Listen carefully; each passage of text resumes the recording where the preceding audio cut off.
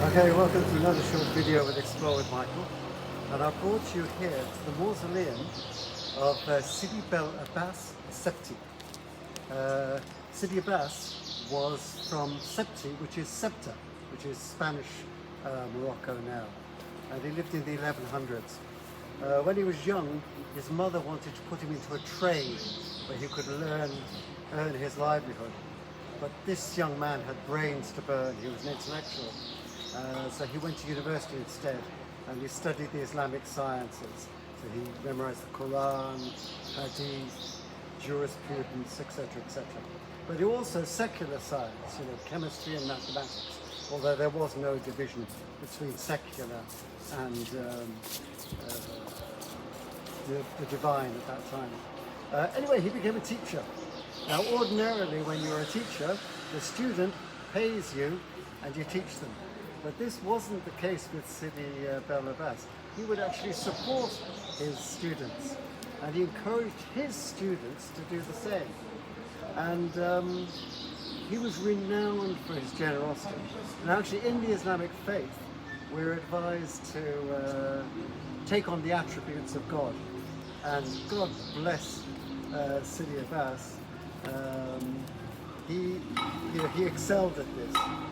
He was compassionate, generous, benevolent, and it was said of his Zaouia where he was here that no blind person would ever have an empty stomach.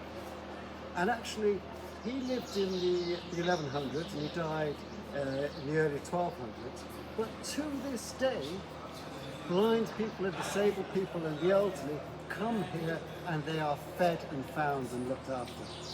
And the Moroccan people, the people in Marrakesh, I'm in awe of them really.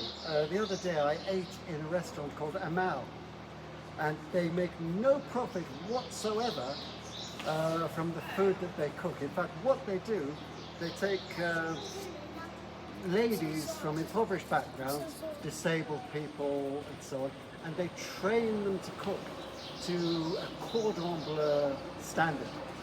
I ate really very well there. And I was served by a lovely lady with Down syndrome. And also,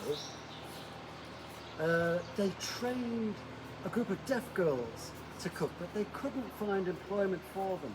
So they actually opened a restaurant and a cafe above a school that these people were running. So these girls are earning a livelihood to this day.